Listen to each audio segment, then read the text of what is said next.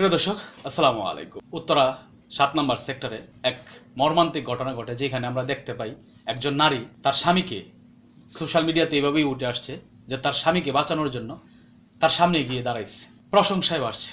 ঠিক তার পরের দিনে আমরা দেখতে পেলাম যে সেই নারী ছিল তার পরক্রিয়ার প্রেমিকা। যখন তার স্ত্রী আইসা সোশ্যাল মিডিয়াতে বলল যেটা তার পরক্রিয়া, তখন দেখলাম অনেকেই সেই নারীকে নিয়ে কটূক্তি করতেছেন এবং তার চেহারা নিয়ে কটূক্তি করতেছেন যে এরকম স্ত্রী যদি ঘরে থাকে তাহলে তো স্বামী পরক্রিয়া করবে। তো আসলে সেই জায়গা থেকে আমার কিছু কথা নারীদের উদ্দেশ্যে বা আমার মা বোনদের উদ্দেশ্যে কিছু কথা বলতে চাই। সেটা হচ্ছে এরকম: নিজেদের যত্ন নিন, কারণ সমাজ আপনার ত্যাগ মনে রাখবে না। যেখানে একজন নারী তার স্বামীর পরক্রিয়ার প্রসঙ্গে কথা বলছেন, অধিকাংশ মন্তব্য ছিল ওরকম বৈবাহিক সৌন্দর্য নিয়ে, কিছু নারীর মন্তব্য ছিল এরকম অসম্মানজনক। কিন্তু প্রশ্ন হলো, এই যে নারীটা যিনি আজকে আপনারা দেখতেছেন, যাকে দেখে মনে হইতেছে মার বয়সী মনে আপনাদের কাছে লাগতেছে, তিনি কি আসলে বিয়ের সময় তার চেহারা কি এরকম ছিল? অবশ্যই এরকম ছিল না। কারণ যদি এরকম থাকতো তাহলে তো অবশ্যই তাকে বিয়ে করতো না। তার ওই সৌন্দর্য ছিল বিদায় কিন্তু তাকে দেখে কিন্তু তার স্বামী তাকে বিয়ে করছে। কিন্তু আজকে কেন সে এরকম হয়ে গেল? সে তার সংসারের কথা চিন্তা করে, তার স্বামীর কথা চিন্তা করে, তার সন্তানের কথা চিন্তা করে, তার সৌন্দর্যের প্রতি নজর না দিয়ে সময় ব্যয় করছে ওই জায়গায়। তার সৌন্দর্যের পিছনে সে ব্যয় করে নাই, ঠিক আছে? তার চেহারার দিকে সে সময় ব্যয় করে নাই। কেন করে নাই? কারণ এটা তার সংসার, ঠিক আছে? এটা তার স্বামীর সংসার। এখানে তার সন্তানদের মানুষ করতে হবে। সন্তান স্বামী সংসারের কথা চিন্তা করে সে কিন্তু তার সৌন্দর্যের দিকটা বিসর্জন দিচ্ছে। বিসর্জন দিয়ে এই সংসারটাকে সে গড়ে তোলার চেষ্টা করছে।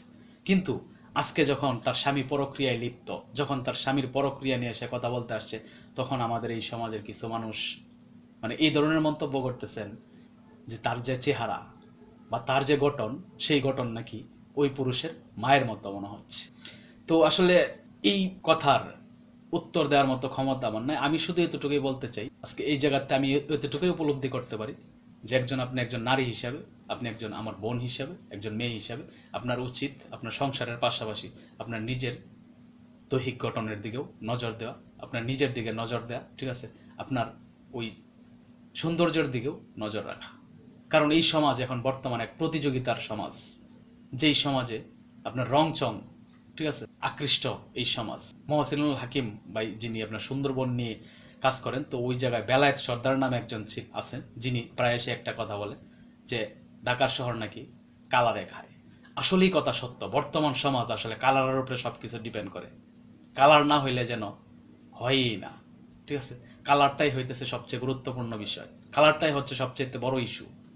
তো এই জন্য আসলে যুগের সাথে তাল মিলিয়ে আমার মনে হয়, ঠিক আছে, আমার মা বোনদের, তাদেরকে এই যুগের সাথে তাল মিলিয়ে কালারটাকে আসলে প্রায়োরিটি দেওয়া উচিত সংসারের পাশাপাশি। তখনই হয়তো এই আপনার যে অর্জন, আপনার যে কষ্ট, ঠিক আছে, আপনার সংসারের প্রতি আপনার যে গভীর ভালোবাসা, সেই ভালোবাসা কিন্তু আপনি মূল্য পাচ্ছেন না। কেন পাচ্ছেন না? কারণ ওই যে আপনার চেহারা নষ্ট হয়ে গেছে। আপনার স্বামীর কাছে আজকে আপনার মূল্যহীন, ঠিক আছে? আপনি যে এত ত্যাগ করছেন, সেই ত্যাগের কিন্তু কোনো মূল্যায়ন নাই আজকে এই সমাজে। আজকে সমাজে মূল্যায়ন থাকতো, আপনার চেহারা যদি সুন্দর থাকতো, তাহলে দেখতেন আজকে যারা আপনার এই নারীর বিপক্ষে কমেন্ট গুলা করছেন, ঠিক আছে, যে নারীর যে চেহারা, সেই চেহারা নাকি ওই পুরুষের মায়ের মতো মনে হয়, তারাই আবার গালি দিত যদি চেহারাটা সুন্দর থাকতো, ঠিক আছে, আপনার চকচকে থাকতো, জকজকে থাকতো। তারাই কি বলতো? আরে এরকম একজন নারী ঘরে থাকতে পরক্রিয়া করে মানুষ, ও একজন অমানুষ, কোলাঙ্গার, ঠিক আছে, এই ধরনের আসলে মন্তব্য আসতো। কিন্তু যদি তার কিন্তু চেহারা খারাপ ছিল না, সে আজকে এই সংসারের দিকে তাকায়া, স্বামীর প্রতি নজর দিতে গিয়া, সন্তানের প্রতি নজর দিতে গিয়া, তার শ্বশুর শাশুড়ির দিকে নজর দিতে গিয়ে কিন্তু আজকে সে আপনার কুড়িতেই বুড়ি হয়ে গেছে, ঠিক আছে? কিন্তু আজকে তার সেই খেসারত দিতে হচ্ছে। তো এই আসলে দিক থেকে আসলে এই কথাগুলো বলা, তো যাই হোক, আসলে ওরকম ভাবে হয়তো গুছিয়ে বলার মতো সম্ভব না আমার পক্ষে, কারণ আমি কবিও না, আমার পক্ষে এতটা আসলে গোছানো সম্ভব না। তো যতটুকু মনে হয়েছে এতটুকু আপনাদের সামনে উপস্থাপন করলাম। তবে আমার মা বোনদের প্রতি আহ্বান থাকবে, স্বামী সন্তানের প্রতি যতটুকু যত্ন নেবেন, ঠিক ততটুকু যত্ন আপনার নিজের প্রতিও নেওয়ার চেষ্টা করবেন। কারণ এই সমাজ কালারের উপরে বিশ্বাসী, অনুগত্যের প্রতি বিশ্বাসী না। আপনার প্রতি ভালোবাসার প্রতি বিশ্বাসী না, সে শুধুমাত্র কালারের প্রতি বিশ্বাসী। সেই কালারটাকেই প্রাধান্য দেন। তো যাই হোক, এতটুকুই বলার ছিল। ভালো থাকবেন সকলে। আসসালামু আলাইকুম।